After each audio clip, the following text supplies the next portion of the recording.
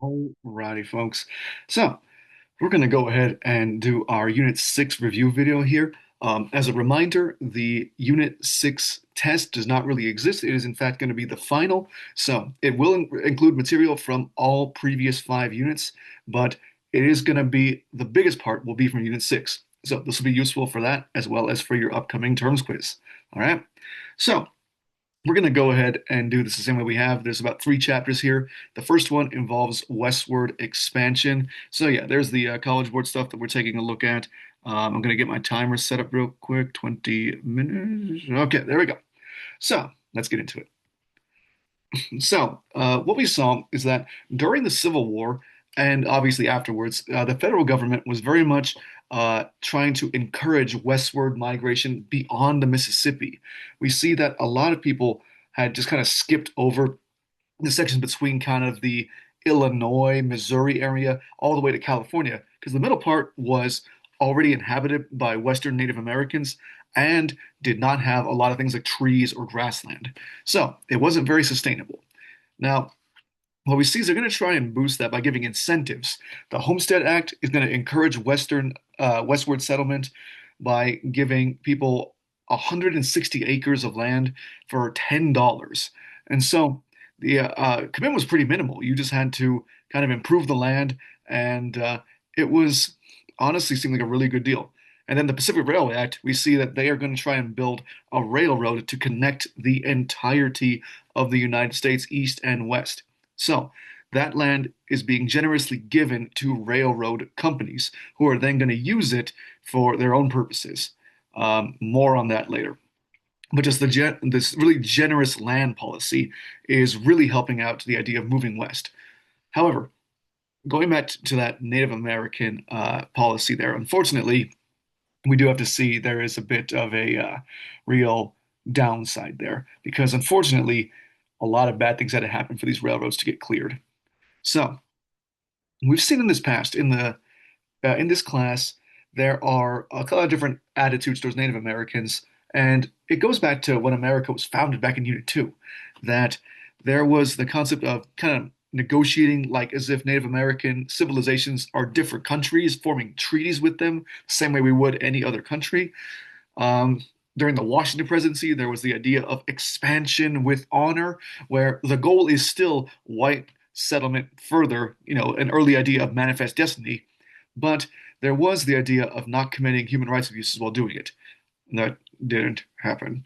Um, some become way less concerned about appearances, the Trail of Tears, and eventually Manifest Destiny starts to depict Native Americans as kind of unenlightened or outright backwards. So, what ends up happening is during this era, as westward expansion settles into the west of the Mississippi, we see that there's now a growing mentality of, well, we can't just keep pushing Native Americans further west. So, what the government decides to do is reserve a little bit of area for them as white settlers going west, there's too many W's, are going to overtake them. And so, this reservation era, it was a new policy here where we're just going to confine Native American civilizations into these substandard areas of land. This was really disingenuous in many ways because it was the land that really no one else wanted. It was the land that, if it was suddenly decided to be valuable, like maybe there is, I don't know, some kind of precious gem like gold or, copper on it, then all of a sudden there'll be white settlers incurring on that territory, encroaching, and then little by little the government will just reduce it through some arbitrary excuse. And resistance was defeated with the army. So we looked through a lot of different examples in class here of the Indian Wars, as they are called, and any attempts to break out of these reservations was yeah, dealt with by U.S. cavalry, including some of the same generals that we saw during the Civil War, notably William Tecumseh Sherman, which the irony is not lost on me. Um, what we see is that they are going to be very systematic to make sure that resistance is impossible. And the way they're going to do that is by really regulating the reservations heavily. Reservations are being controlled by army patrols. You have to go through the U.S. government to even trade with the natives on that land. So it means that there's a lot of influence in those areas. And unfortunately, we see there's opportunities for racketeering or corruption just with U.S. officials. But as for the natives, it also meant a total restriction on their normally nomadic way of life, especially here in the West with the Plains native people. And so this was a natural total shift right here, a naturally jarring total shift, I should say. Um, but the other big thing is that part of the way to quell resistance, as we covered rather sadly in class, was that the army is going to take the same approach as to destroy anything economically valuable. Same thing they did with the South during the Civil War. And unfortunately for the Plains Native American, that is the destruction of the buffalo. That was a keystone species for the entire Plains tribes people, and it was essential to everything about their native way of life. And so, one by one, we see the buffalo are going to be systematically hunted down, killed for sport, broadcasted as a way to help white America take over, and the population is devastated. It goes from estimated about 10 million to barely over 1,000. It is a colossal destruction.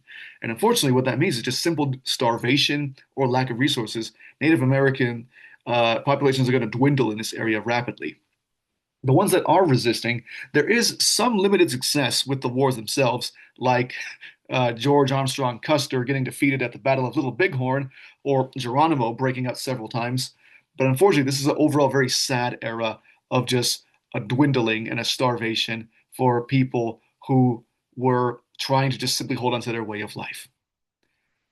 Now, that reservation era is going to be ended prematurely due to a change in policy, another way to reduce the size of these reservations through the Dawes Severalty Act. And effectively, it brings in something called the allotment era. It's going to bring in a concept where reservations are not going to be given to an entire civilization anymore, but rather to individual families. You and your family get a little patch of land, and it is yours as long as you actually use it, quote unquote. Now, when we say use it, they meant use it in a Western way. Convert to, farming, actually staying in a sedentary spot, converting to Christianity, things like that that make it clear that assimilation is the goal. Whereas relocation was the one before, it is now the idea of just kind of getting rid of the way of life. And we'll see that this is also going to bring in concepts like the boarding schools in Native American culture, which one of the slogans of them was famously, kill the Indian to save the man. So assimilation is not a secret. This is absolutely the outright goal right here. And so it was a total destruction of the way of life. Those who resisted were effectively undergoing forced assimilation, and those that did resist are going to be, well, effectively declared to not be using the land, and the government will just take it back and sell it to white settlers. So it causes a bigger destruction of their way of life, even on the same level of these wars that we're seeing. Now, there is going to be some level of resistance, and part of it is a cultural and religious revival called the Ghost Dance movement. And really, it's a rejection of all European values of returning to traditional roots and about trying to better oneself and one community in order to one day bring about total prosperity. So it's actually not that different from the Second Great Awakening. But unfortunately, it does involve uh, dances and chants, which was terrifying to the army settlers in the area. And during one particular miscommunication out in the Dakotas, there will be an instance where the army tries to disarm a group of Native Americans. A gun's going to go off, and the result is that the army will open fire on the entire gathering, and that is called the Wounded Knee Massacre. Now, about 300 people die, and it was mostly women and children that were just part of this religious revival here. So it's a really dark moment here and kind of a cultural cornerstone for people who have been oppressed by the reservation system, especially later in this class. Um, and to make matters worse, the government applauded these actions, and 20 of them were given the Medal of Honor.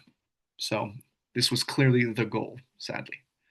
Now, despite all of this human misery here, the Western side of things, it does show a little more of a change. Again, this is a very much a difference in historiography. Some people see this era as just total assimilation and colonialism.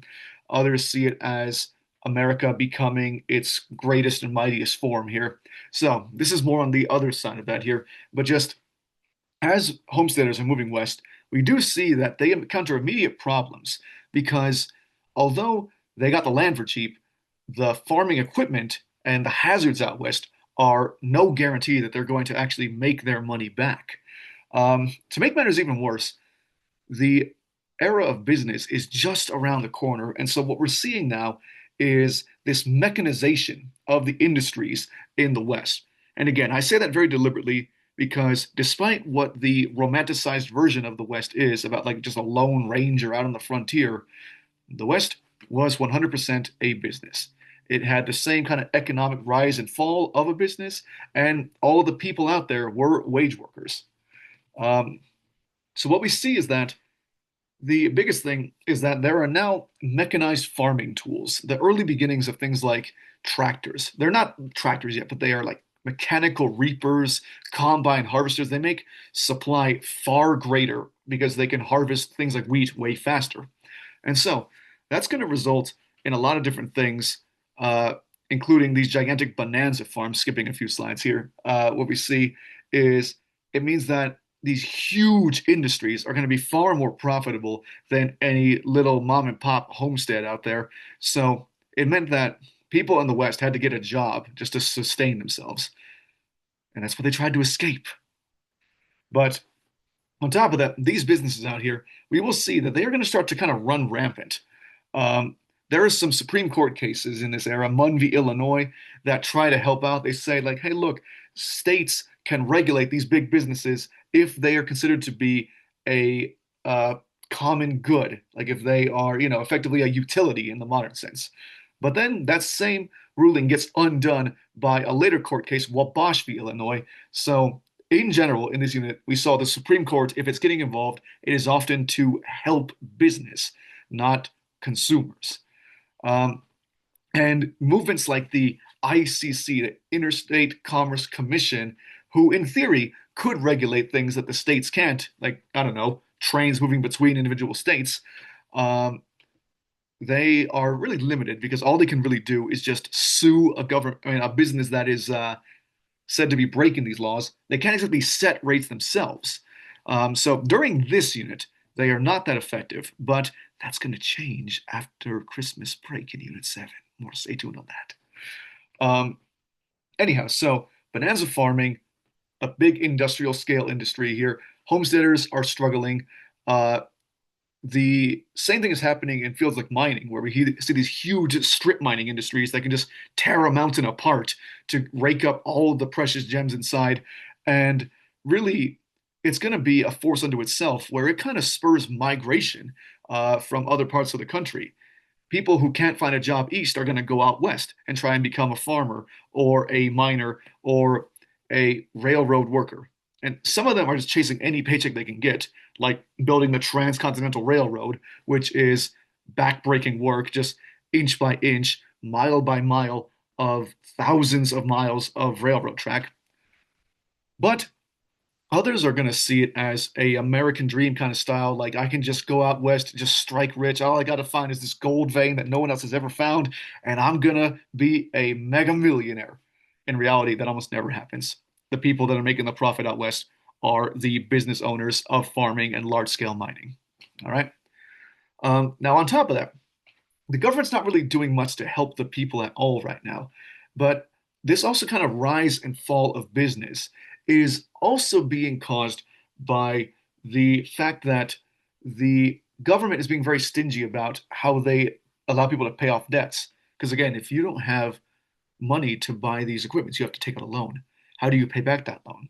Well, the government says not with silver. A lot of farmers are going to find silver out in the West, but they decide it's less valuable and not as good for inflation as gold. So they're going to institute a gold standard in 1873. And the result is a panic where suddenly all these farmers are unable to pay off their debts. There's going to be a massive a massive rise in repossessions and foreclosures in the bank. It's going to be utter chaos. And so a lot of homesteaders are going to fold. They're going to have to sell their land, recoup their losses somehow. So a lot of people who go west, it's not all what it's cracked up to be. Now, the railroad does do a couple cool things. I mean, one, more trains. Am I right? They're pretty awesome. But the biggest stuff is going to be that it is now going to work. It's going to connect the East and West, and it does it really quickly. And so now, thanks to new innovations like refrigerated carts for trains, we see that it is now possible for a nationwide market to appear where a business could be selling to the entire country from coast to coast relatively quickly. You can move to the West way quicker. You can go either direction for business or pleasure way quicker. It used to take 6 weeks. Now it takes just like 7 days. And so there is a way stronger uniting of the country thanks to these railroads getting built. But that does mean that since it's so much easier to fill up the West, that's exactly what's going to happen. Effectively, in the year 1890, we realize that the frontier is no longer uninhabited. And what I mean by that is that there is if you just drew a line anywhere in the country, you're going to run into at least one registered homestead. So there's nowhere in the country that's uninhabited now by American settlers. And so what that means is that there's no really wild anymore. The frontier is closed. And so this is when, back in Unit 3, Mr. Frederick Jackson Turner wrote that frontier thesis, that everything that makes America the democratic stronghold that it is, he argues it appeared on the West. It was a place of true equality, but it was also a place to start over, a place for those who didn't fit in to leave and start anew, and therefore everyone else doesn't have to deal with them. So then the question becomes, once that happens, once there's nowhere left for them to go, what happens now? What do we do when there is nowhere left to go as the safety valve shuts off? So just keep that in mind for future units here, because you'll see that there's a lot of ideological strain because all the people who used to not fit in had somewhere to go, and now they just don't. All right. So I think we'll go ahead and stop it there for now. Um, we're going to pick it up in the next chapter here about the Gilded Age and kind of the more East Coast style rise of big business. And we'll see the responses of labor unions in the era too. So feel free to like, comment, and subscribe, my dudes. And if you ever have any questions about any of this, please don't be afraid to reach out. All right. Thank you all, and peace out.